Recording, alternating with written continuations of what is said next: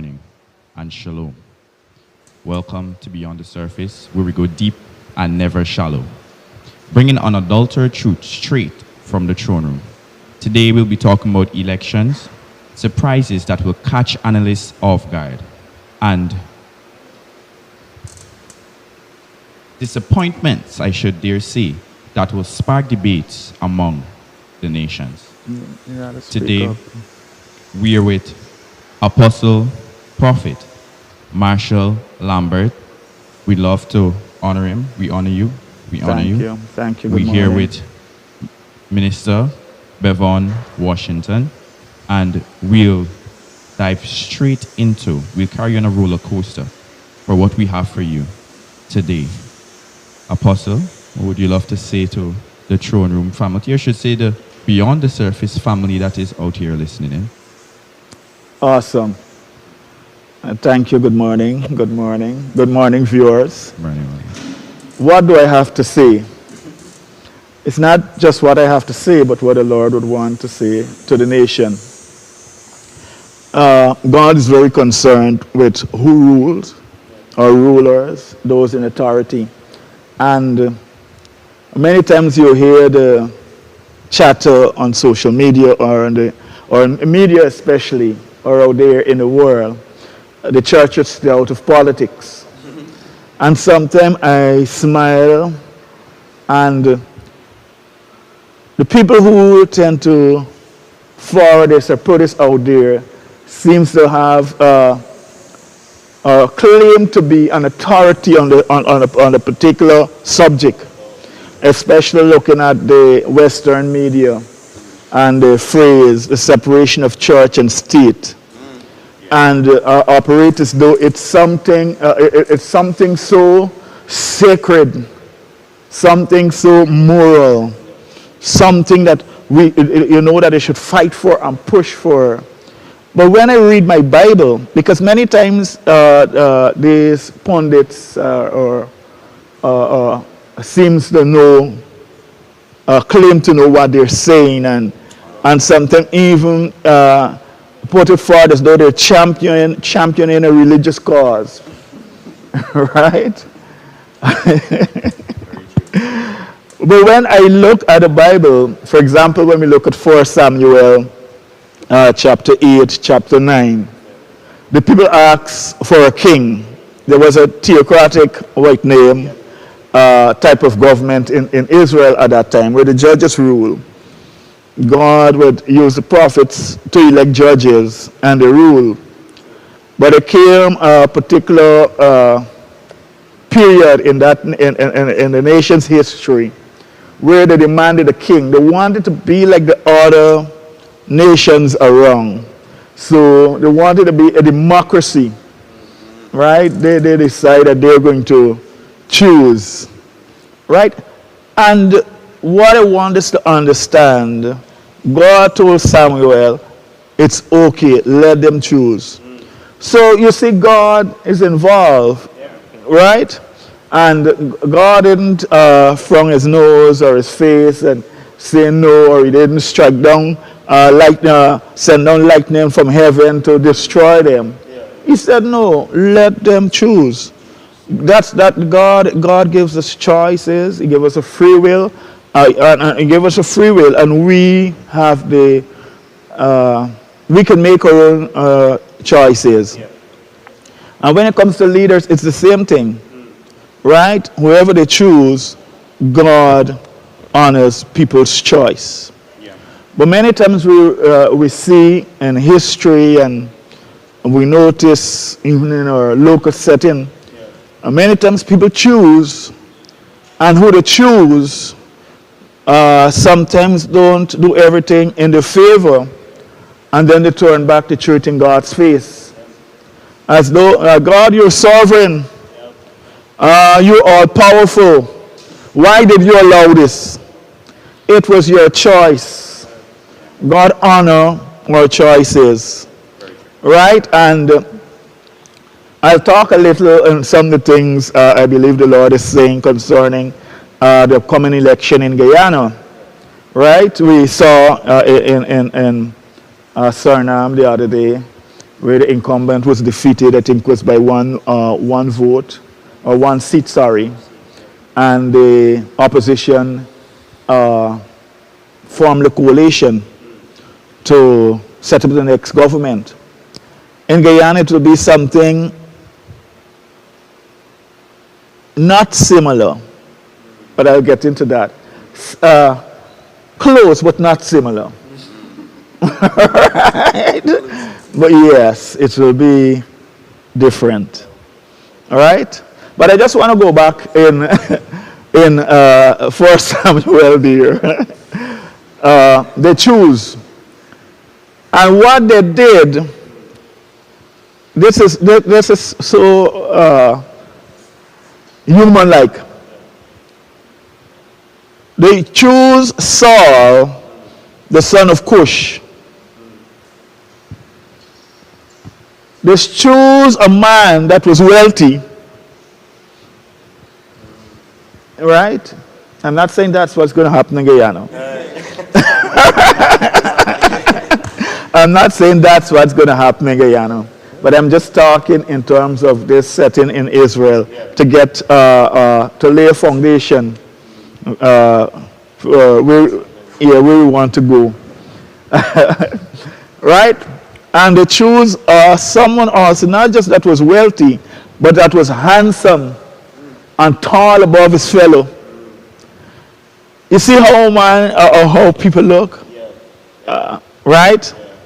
They wanted somebody who will make decisions for them. That's why they don't want the judges anymore. They don't want God making decisions for them. They want somebody who can make decisions for them. Somebody that would represent them, a representative of the people. Right? Okay.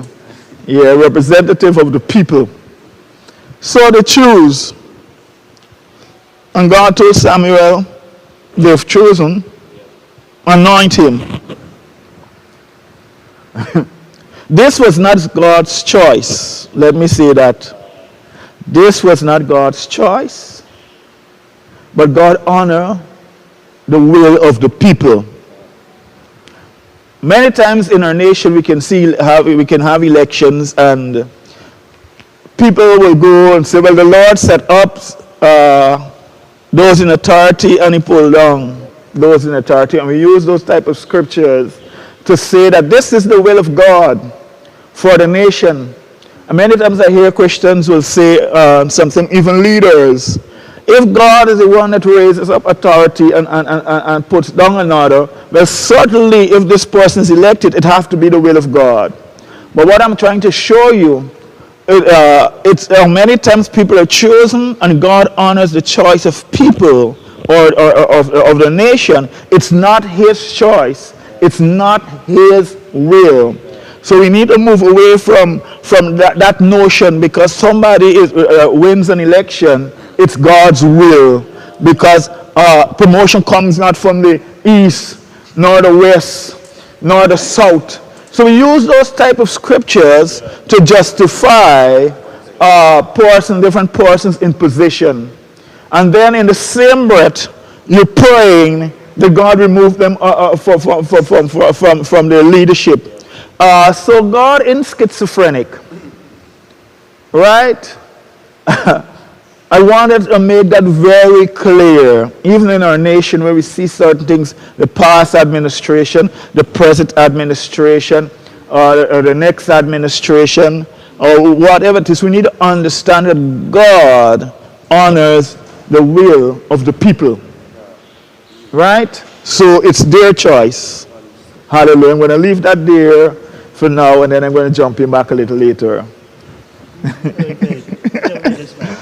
I love that you brought up that particular biblical reference regarding the choice of the people, and the heart of men, how we would select, how we would choose based on certain characteristics, on certain features, right? But what was interesting about that, yes, God honored it, but Apostle, I could recall God saying to Samuel some very particular things regarding after this selection. He said to them, though, and this would allude to the aspect of the surprises and the disappointment, he said, when the king was appointed, he's going to take of your best. He's going to take of your choice men and women. He's going to take of your maid servants. He's going to take of your wealth in a sense. So it gets me thinking. Yes, you're reiterating that God honors a man's heart. God honors the decision of a nation. But he also, in the situation with Israel, he did say to them, yes, go ahead, this is what you want. But these are some of the things you're going to face now having a king. Yeah. And we saw that going on in the life of the Israelites. Saul decided, you know, I need your son in my chambers. I need your daughter, your maid servants, your cattle, your wealth. And that right away made me realize, wait, then the people start looking at him differently now. God, yes, we know he was appointed by our choice, but this is not what we were wanting. This is not what we're expecting. So it makes me now look at the years that have come and gone, the decisions that we have made, even in simple personal matters, and it brings some clarity that sometimes our view, our perspectives, sometimes can corrupt us from making the right decision or waiting on the Lord. Yes. Because the Word of God says, for a lack of guidance, a nation falls, but victory is won through many advisors. Yes. Victory is won through many advisors. So you opened with a statement where he says a lot of times the church tries to separate itself from politics.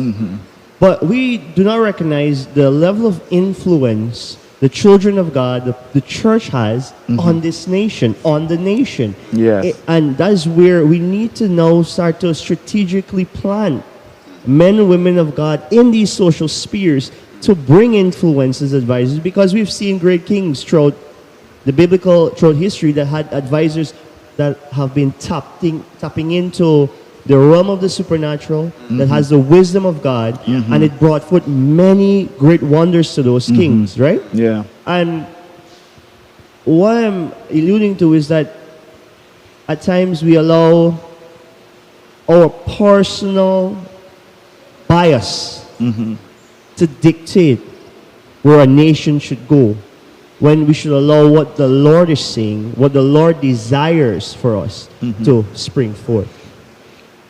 Yeah. It's when we say what the Lord desires, many times people will think, oh, the president needs to be a Christian. I want to be careful how I go about saying this. I would love to see that. I would love to have that. But we also know that we live in a secular, plural society. Just let me say it that way. And when you're governing, you need to govern for all. So I was saying to some leaders, that's okay, and that's different than a Christian state. All right, so we need to separate it to look at it differently. All right, nothing is wrong with that, about that, but we need to ensure we don't try. I'm going to leave that way. Right?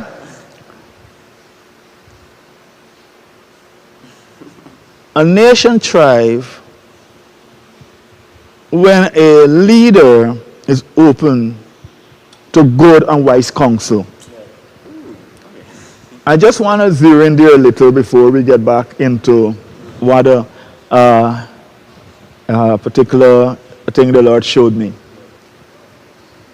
When Solomon died, his son Rehoboam took over leadership. And it was a interesting story around 1 Kings, I think around chapter 10, chapter 11, somewhere around there.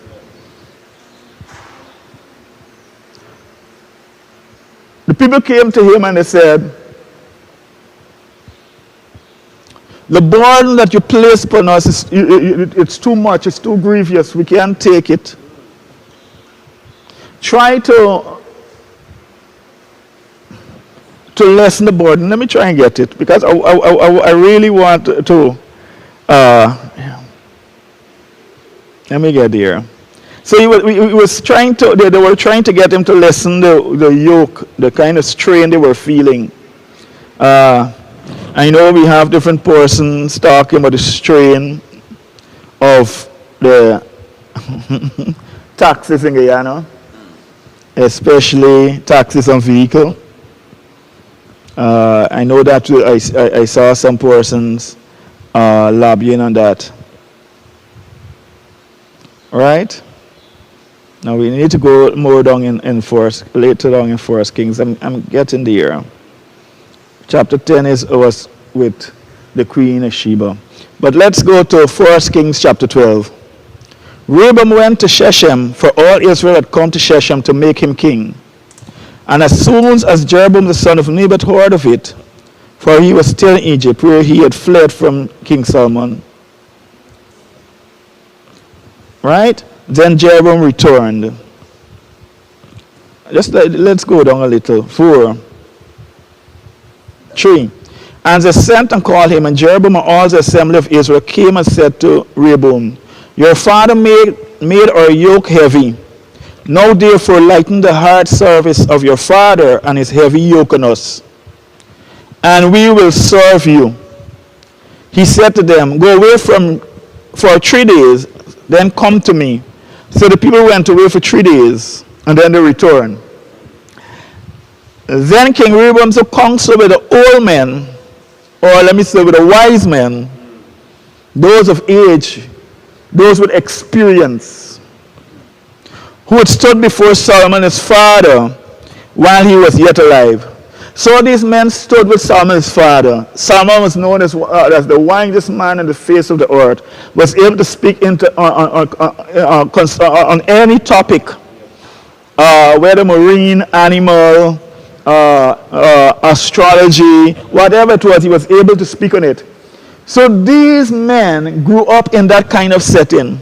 They grew up in a palace. They grew up in a kingdom where wisdom was a pinnacle of things, where wisdom really influenced the nation. Great influence. They saw Solomon exercising great influence even when it came to the 2 women and the baby. They saw different stuff. He exercising great wisdom. So they were in an environment, hallelujah, where not only they exercised, but they were influenced by wisdom. So Solomon died and his son took over. So son Rehoboam went to them and asked their counsel, and they gave him good counsel. And they said to him, you will be a servant to this people today and serve them. Oh, Guyana is longing for servants. Guyana is longing for those that rule, that will serve, that those in authority, that will have a servant's heart. Oh, pray for Guyana, that those who rule over us or those who are placed over us in government understand that they are there to serve. They have a heart to serve. All right? So they give them wise counsel. Serve them and speak good words to them when you answer them. Oh, I wish that we had somebody in government that says these things to our leaders. Serve the people. Speak good things to them. Not buttered up things.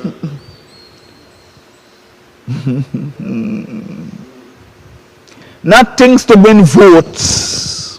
That's not what these wise counselors were saying. Don't tell them what you want them to hear to win an election. But really serve the people. Really listen to them. Speak to their needs. Speak to what really matters. Speak. I must say this concerning our esteemed president. I think it's yesterday I noticed a bulletin whereby he's asking the police force, leaders in the police force, to set up task force to get on to the matter of Adrianus Young's death, to really investigate it, which is lovely, right? I guess somebody speaking to him, whereby speak good things to the people. That's what Guyana was asking for, right? The nation need healing. Everyone is hurt. From the Pacaraimos to where? We were singing a song? To the quarantine? Everyone was hurt, crying, bleeding internally, drowned in tears and sorrow over this matter, and wanted it to get a conclusion to the matter. No arrests. And that's one, if you see it's drowned in. No reform, as if those who are watching me, I think it's 2 or 3 weeks ago, I proposed they can bring out Adriana Young's Act that deals with the management, approval management and maintenance of pools and public waterways in our nation. Right? So we're saying there's so many things that need to be addressed. Not just as a nation. I know many persons just want to cast blame, who did it, who killed her, who didn't kill her, and taking sides. But there's so many things that needs to be addressed. So 2 years down the line, 3 years down the line, we don't have to be dealing with the same matter. Things that we could have started to put in place, right? So kudos to the president for that leadership, that initiative, right? So speak wisely to the people, right? Where am I? 7. And he said, "You'll be, and they will serve you forever." What they were trying to say here: if you want to win an election, be there for the people. Listen to their cries, right? Sometimes you have to make tough decisions, right? Sometimes you have to say to them, "I hear you. I really hear you. I love you." But at this time, we can't do that. Give me a year. Give me 6 months. Yeah. Give me 2 years, and then I'll get back to you. Just like what he said to them, right? I'll give you an update. Okay, for example, the duties on vehicles, the taxes on vehicles. I hear you. We can't, I think I heard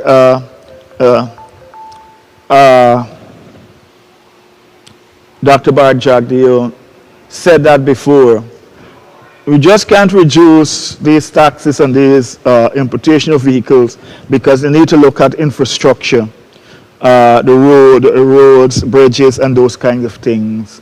Okay, we hear you, but here's what I'm going to do. I'm just saying, there's a little advice. We're going to reduce it by 10% this year. And we're going to reduce it by a further 10% next year or 15% next year.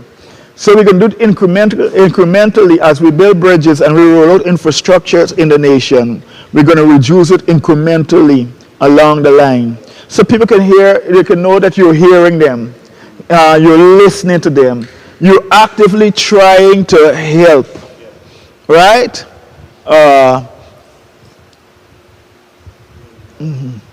Right? You're hearing them. They want to drive Prado like you.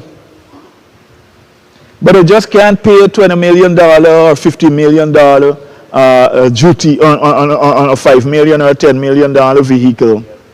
Right? It's ridiculous. I remember, I forget which country it was the other day, and that particular topic was raised. And when the people heard what we were paying in Guyana, they were shocked. Right? That we actually have that kind of tax on certain vehicles in Guyana, right? But I want to share with you. I'm talking about advice, right? And we could still talk on certain things, right? But just let me share this point and get there. Right? We're talking about advice. Those who are advising the president, those who are advising those in power, right? And he said to them, no, but he abandoned, verse 8, the counsel that the old men gave him, and took counsel with the young men who had grown up with him and stood before him. Oh my God. Is that what happened in Guyana? I hope not.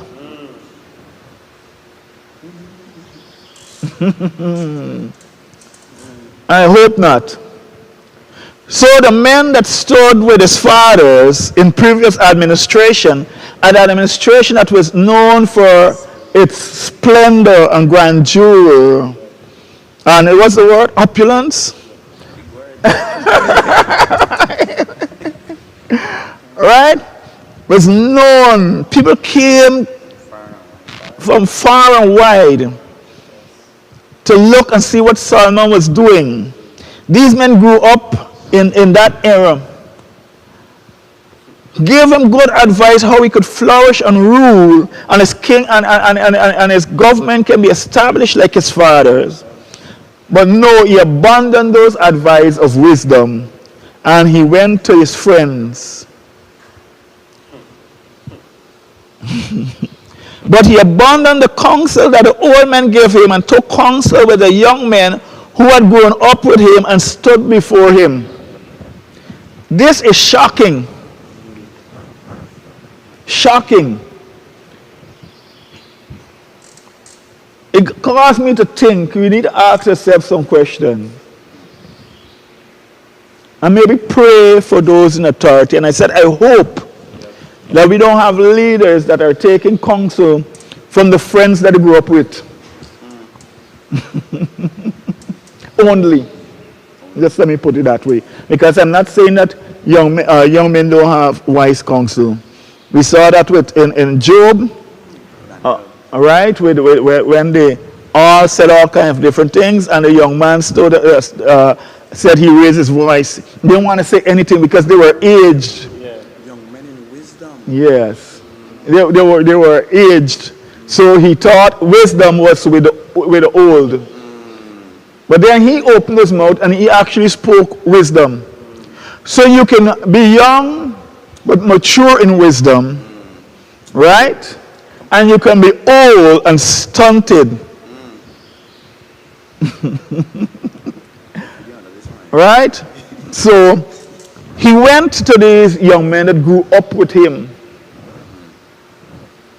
One thing I love with older people, I don't know how many of you who are grandparents or grew up with them, they look at you and they tell you as it is. Right? Don't sugarcoat it. They love you. You will all get money from them, some sweets from them, something nice. When they're eating their food, they ensure they leave a portion for you. Love you to the bone. But when it comes to speaking, they're going to let you have it. They're going to speak clearly, directly, and strongly. All right? But sometimes when you have some of the young ones who lack wisdom, they try to tell you what makes you feel nice, what you want to hear. Here's the advice I give him.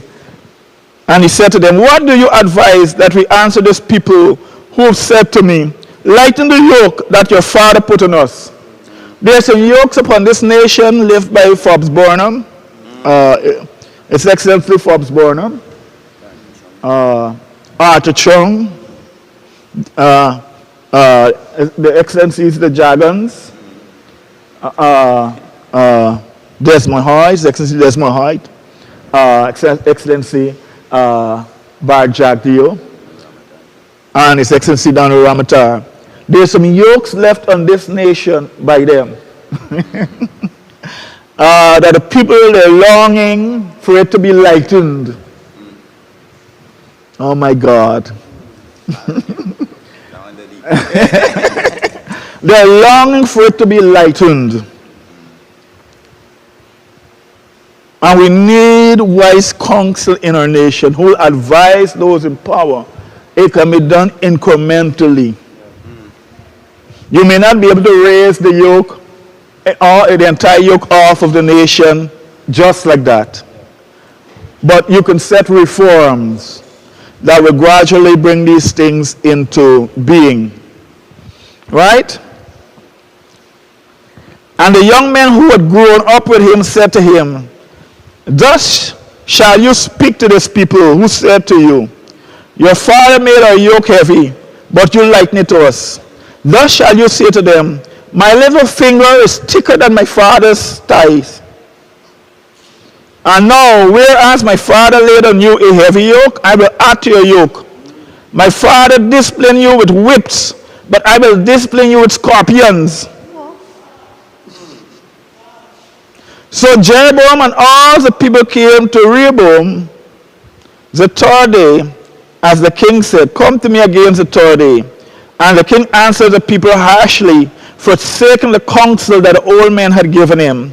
And he spoke to them according to the counsel of the young men, saying, my father made you a yoke heavy, but I will add to your yoke. My father disciplined you with whips, but I will discipline you with scorpions. So the king did not listen to the people, for it was a turn of affairs brought about by the Lord, that he might fulfill his word, which the Lord spoke by Ahijah the Shunammite to Jeroboam the son of Nebat. So that is setting up the platform nicely to what I want to get into and some of the things I've been sharing over the last few weeks.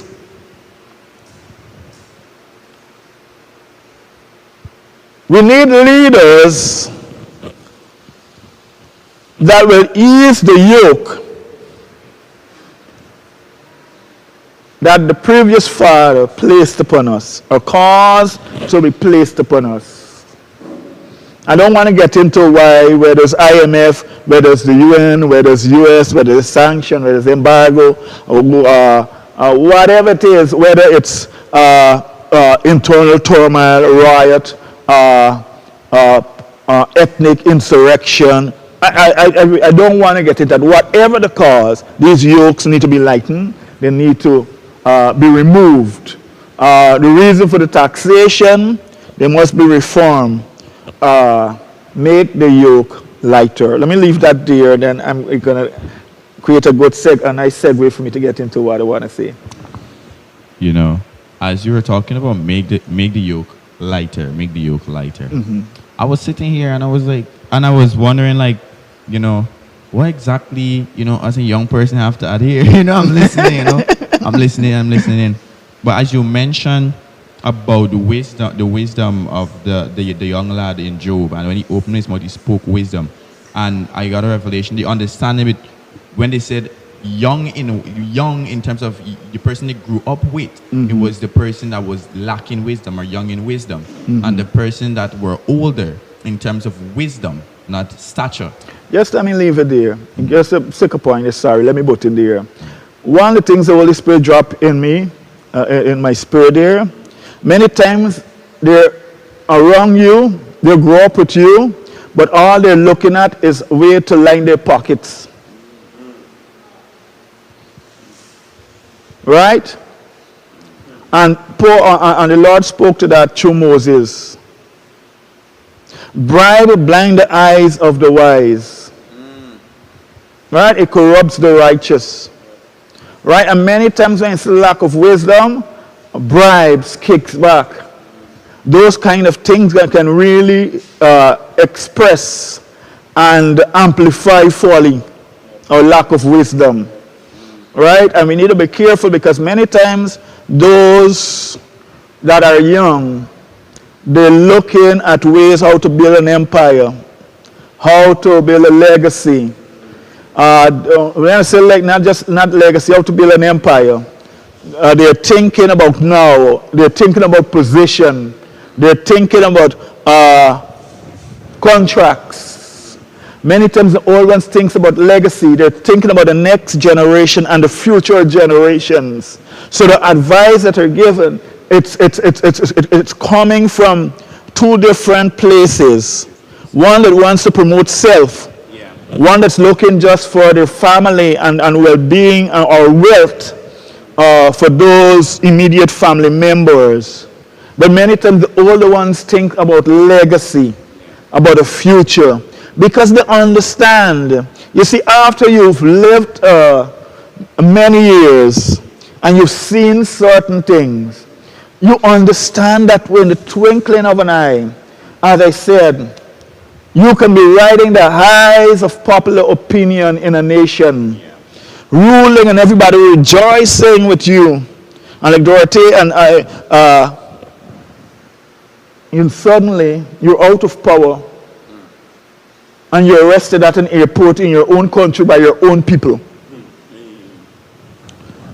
We can be riding the highs in this nation thinking that we can hide under the laws that prohibits I'm looking for the right word, imprisonment, or that immunity law as a president. But I'm saying things can change in the twinkling of an eye. Former president,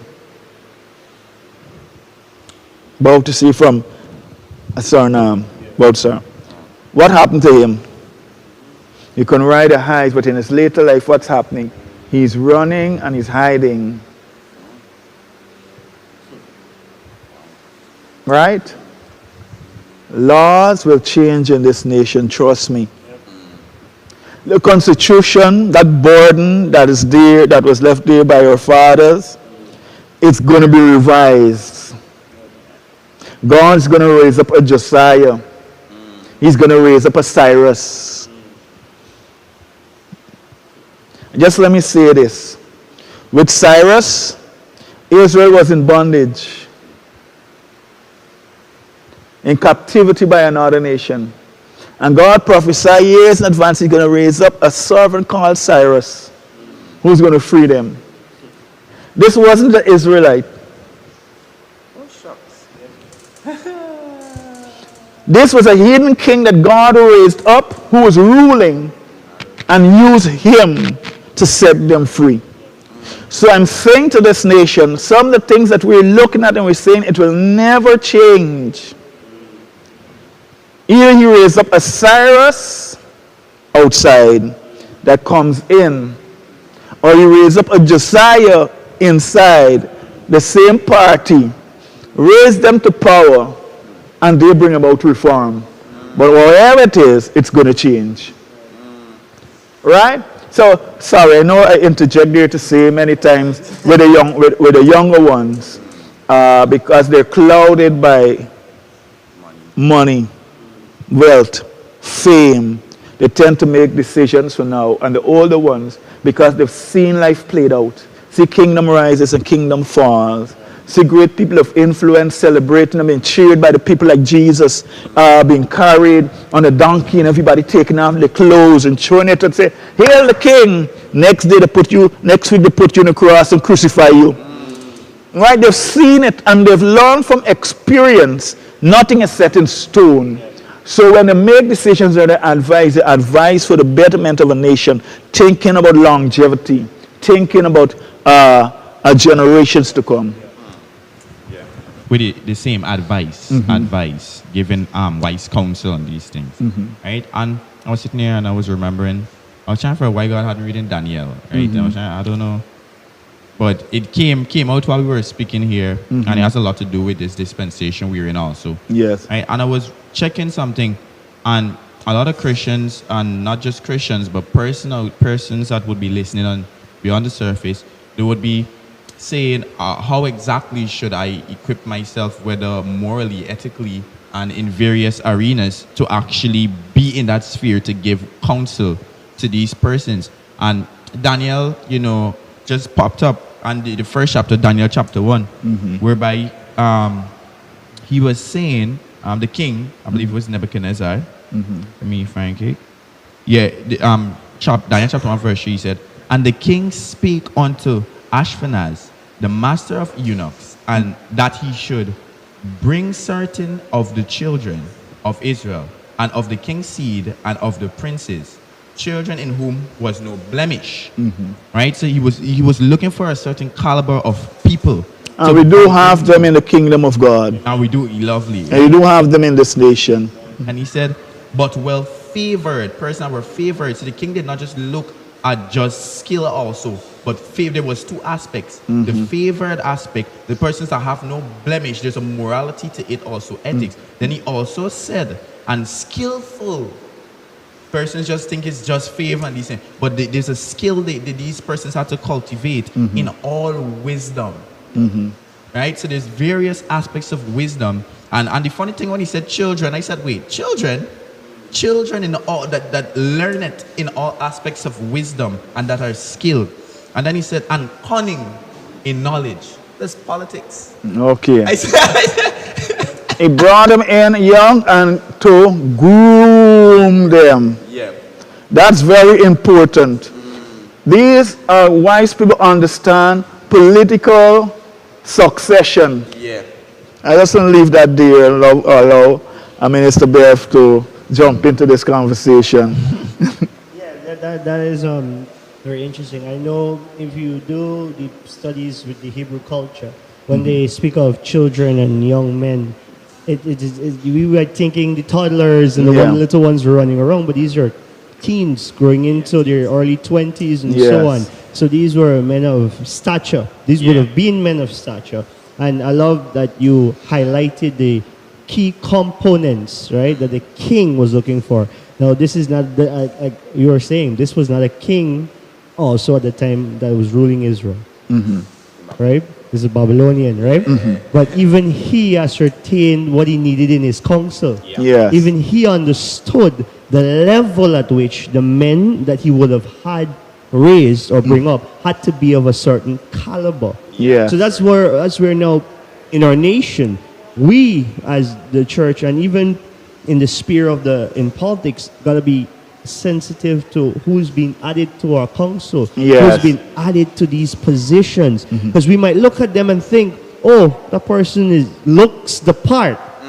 Looks the part because, as Apostle mentioned earlier, the children of Israel were looking at wealth, physique, and all of these things.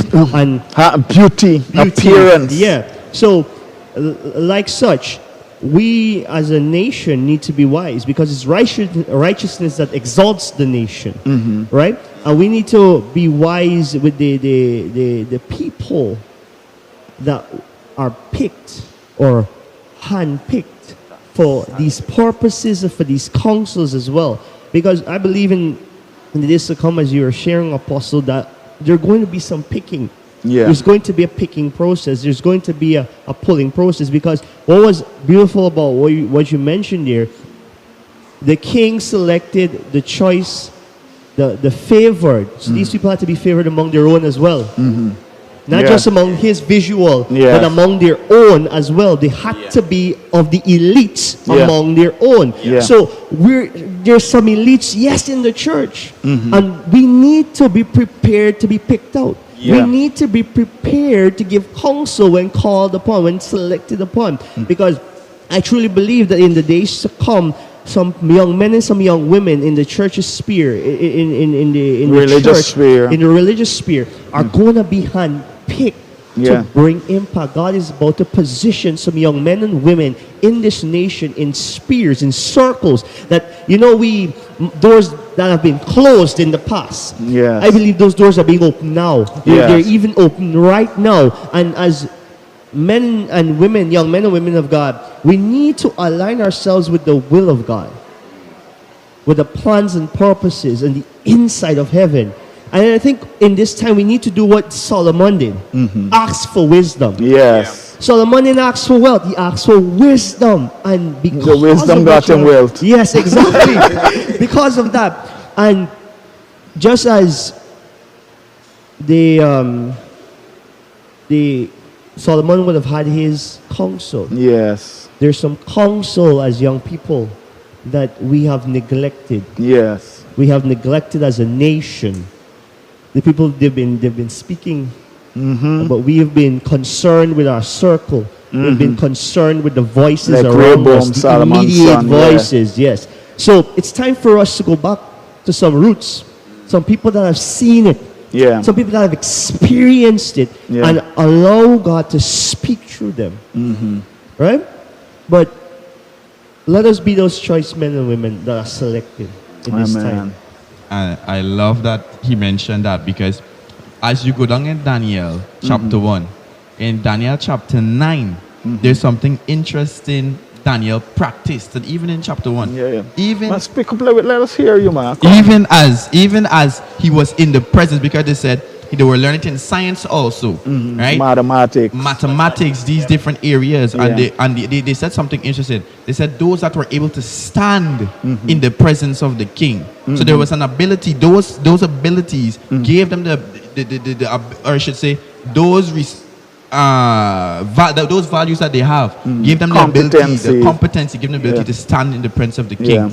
But something interesting that you mentioned with listening to the voices around them, even though there's a lot of voices in the world, there's an ability that Daniel had that kept him, and that is the ability to tune out all those voices out of the world and stay steadfast to the voice of God in that time. Even though he was in the kingdom, he said something. He will stay consecrated and he will continue fasting. He won't eat certain things within that kingdom. And because of that, even you might find yourself in this situation, you might think, it mightn't work out because you're placed in this place.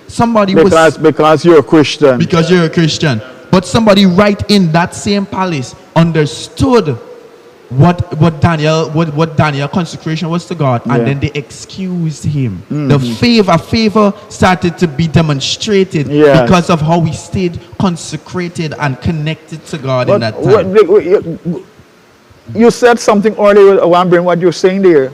You said when they look for people of certain noble offspring, from princes and kings, people of favor. So right there, see Daniel also exhibit that. Right away, right? He's able in a pagan society, a pagan empire, start to experience favor before he was elevated. Right? So that's what I want you when you talk about favor. Right? So all of those things are important. Sorry, I know. Right? All the things are important. I remember in 1997, it's early 2000s, or it's in the late 90s. There was a particular candidate that was running for a particular party. And colleagues in my workplace were saying they're rooting for him. And I said to them, he can never win an election in this nation. They said to me, what do you mean? I said to them, he don't have the personality to win the presidency. They asked what I mean. I said, when you look at him, he's not presidential. In those kind of words. Not only did he lost, he was in opposition, remained in opposition for a little while. But even though that particular party had a lot of people pushing behind it at that time, he could not. Somebody asked me about a particular party now. The same party, matter of fact. And I said to them, it's the replay of that same person. They cannot win an election. And some even in the Christian circle don't want me to say that. That was my personal view, right? Anything is possible. Right? But when you look at some people, you don't see favor. You look at another, and a particular party understood this. And even though they were filed charges against their candidate, somebody was smart enough in the party to refine how he looked. Ensure that there was a DR in front of his name. Ensure the work in terms of help him to elevate his speech. Ensure the cut his hair in a certain way. ensure they get the glasses for him. I don't know if you actually wear glasses or what. But what they actually did is to repackage him.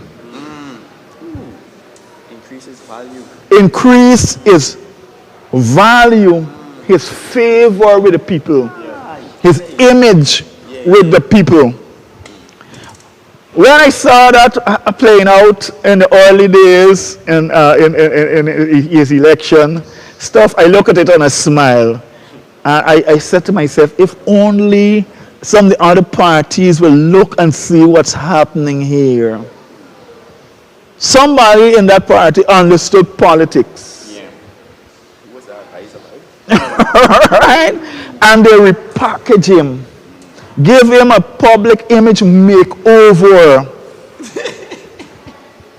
Right? So when people look at him, they say, that look like favor. That look like somebody who can stand and speak for me, represent me. He really looks dignified. Right? Let me leave that there for now. It got me thinking, because you asked the question, who was that advisor, right? Who was that person advisor? But then I'm remembering the story with Balaam, the prophet, that, he was with the king and he was plotting against Israel.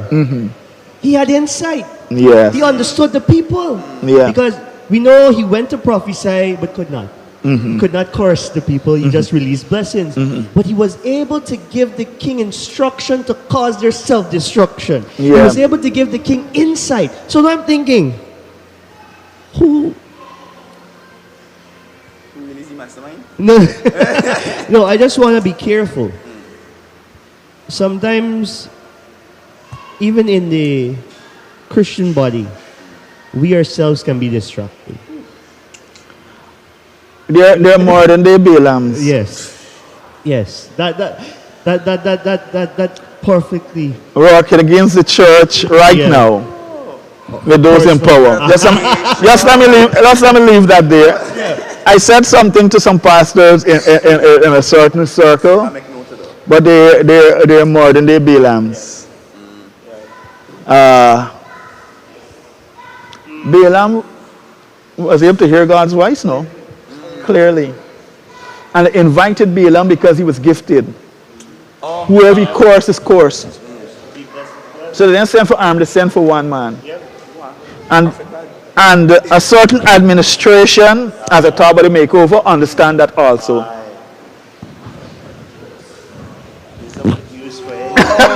So I'm going to leave that there. Right? So you can get a church To work against against themselves self-destruction. in the nation.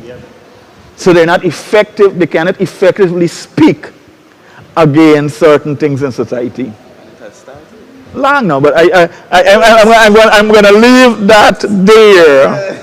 Right? Because sometimes we're going to deal with those more than the Balaams. Yeah, rest the one down. We're going to rest that down and we're going to pick that up later. But let me get straight in to one of the things I saw. Yes, I need to get into that.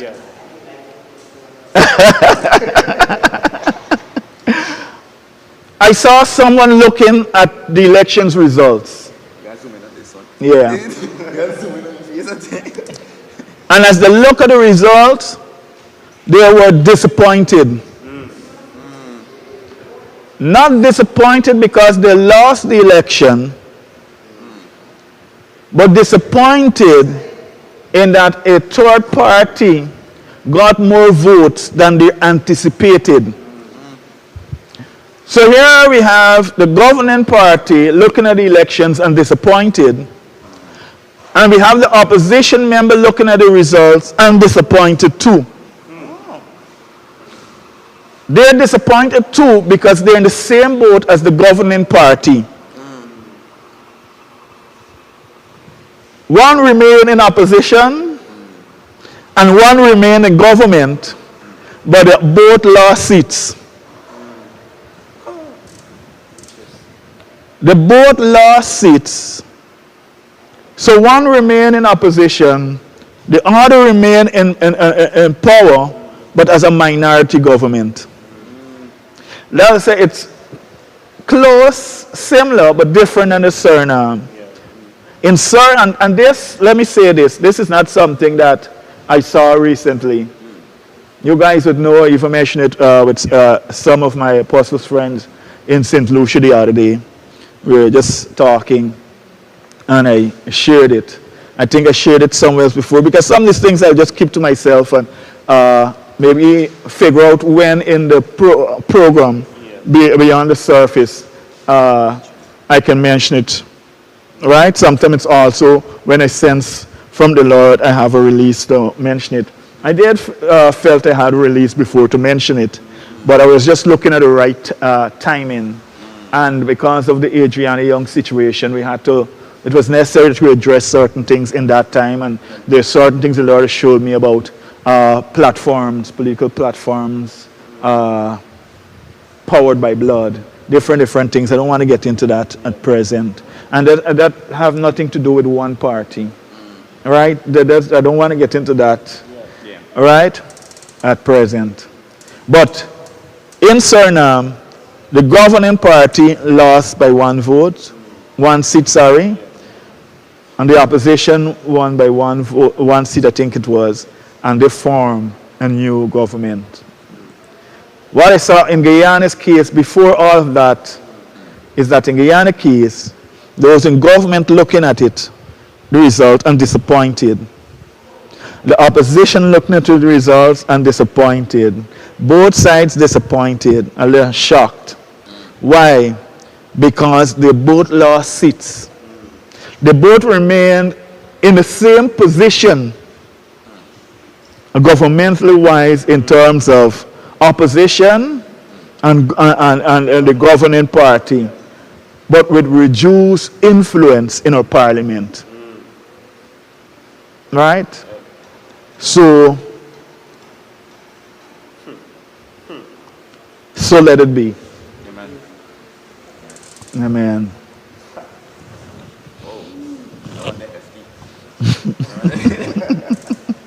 Yeah. So, as we keep delving deeper, I know it's a ticklish thing. So, as certain things are established. No, just let me say that there. Say this before I go, before everything. I don't know what that. I know it's a third party, right? I know both the government and the opposition that expected some level of reduced numbers, but the magnitude, they were shocked by it. They were shocked by it because the magnitude caused a shift with a couple of seats, or a few seats. Couple is two, right? And few is more than three. Okay, well, let me say a few seats. Right? And it hurt both sides because one was really disappointed and one was really hurt. When I say really hurt, because they could not make decisions the way they were doing it before.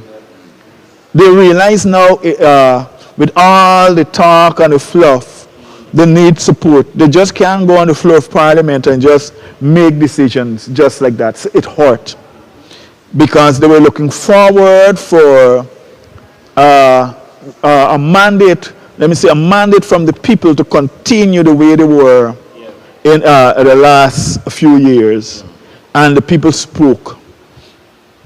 Right? Okay. Hey, with all these upcoming events, I was wondering too. Well, should I say die down? Because I know a lot of persons are tuning in and they're loving this. They're loving this. They want to hear more.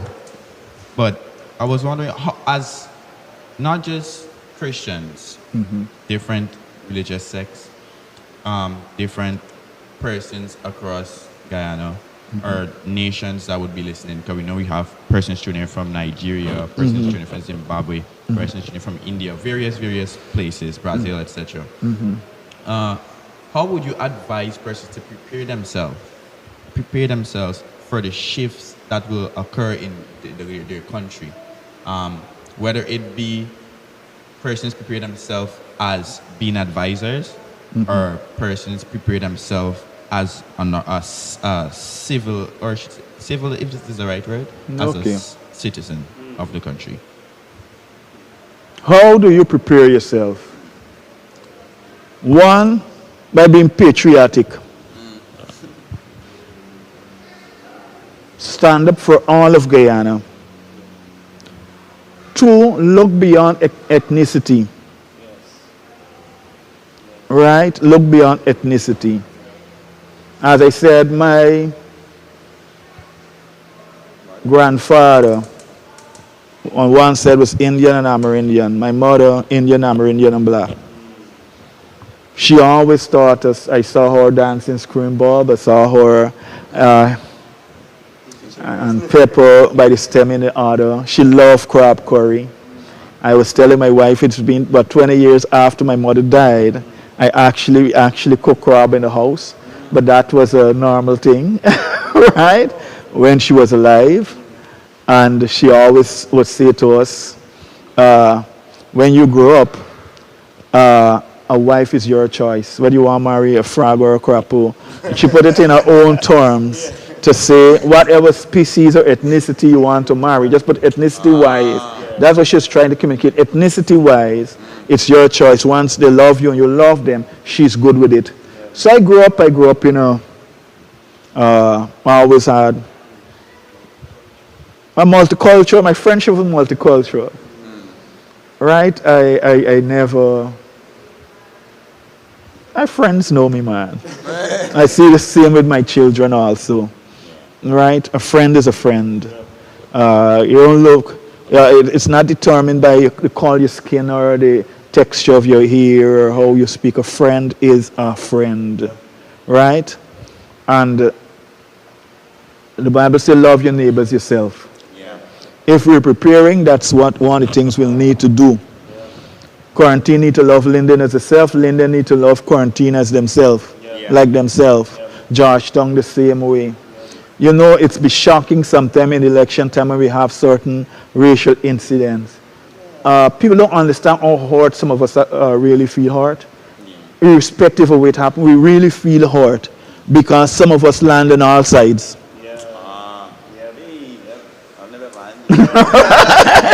Right? Some of us, you don't see it. Right? You don't see it. Right? You look at me, you look like Elder Jermaine, you look at some of us, you don't see it. But it pains us. Whichever side hurts, we hurt.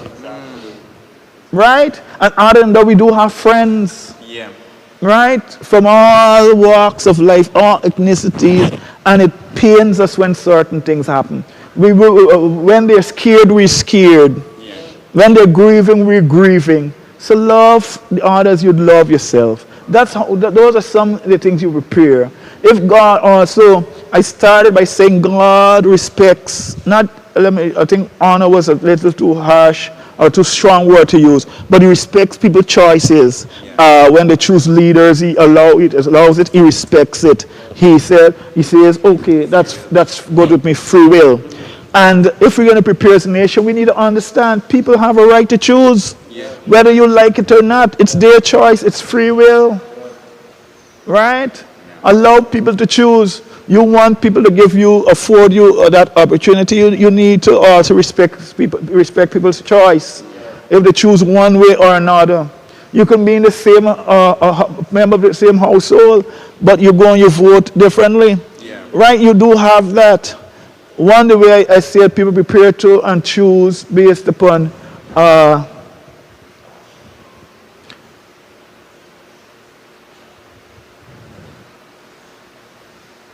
programs, manifestos,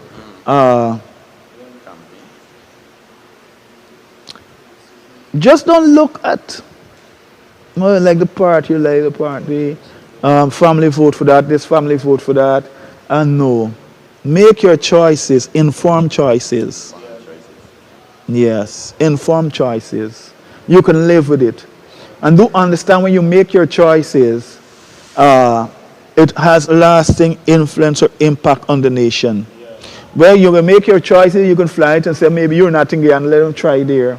But at some time, your son or your daughter, some friend will have to live in it. So make choices that will really benefit the nation. Right? Let me stop there. If I can just add, like you said, make good choices.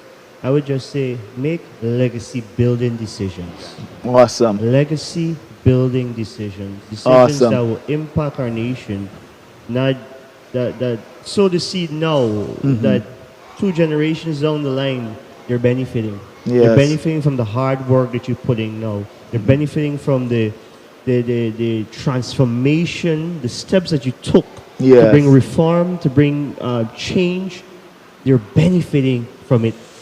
The hard work, the toiling, they're benefiting. Yes. We might toil here now, but they will harvest. They will reap that great harvest in the Yes. days to come.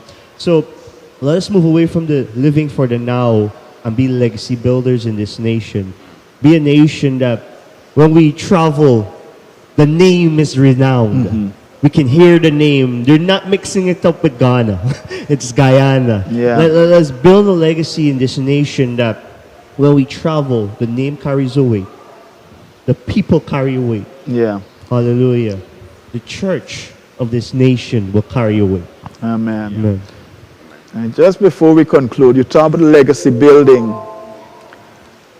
The wise Solomon said something.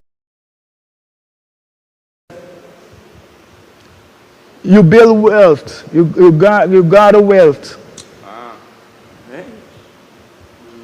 But who's to say those that come after you wouldn't squander it? Someone was prophesying. Right? You can gather how much billions of dollars you want, legally or illegally, in the nation. You can take the wealth of the people for personal gain and family gain. But who's to say after you've gone that your family wouldn't go into poverty because they've squandered it? Or who's to say that you wouldn't be charged or a certain case comes up against you even after you die? I don't know how legal possible that is. Right? But the wealth of your family is taken away because they got it through illegal practices perpetrated by you. So when you talk about building legacy, it's important because you may think you're building wealth, but it's not done properly. And you never live to enjoy it. And those that you expected to build upon it, squander it or lose it. I'm going to leave it there. Amen.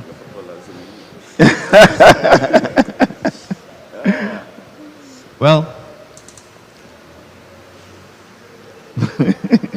it was very deep. Well, because we keep going beyond the surface. Yes. That, before we go, we want to speak peace into various homes that are listening. Yes, speak up. We speak up. peace into your homes. We speak peace into your family. We even speak peace into the nation of Guyana and peace into all the nations because our apostle is an international apostle. We Amen. speak peace to all the nations that he is sent to. We speak peace and we speak continuity. We speak legacies will be built. Amen. We speak legacies will be built, and not just it will and made lovely. It will be maintained. It will not be squandered. And what I would love to leave with you is stay tuned. Stay tuned. Yes. As we unpack the conventional, or I should say not unpack, but go against the conventional narratives that has been set and bring unadulterated truth straight from the throne room. Stay tuned to Beyond the Surface. Amen.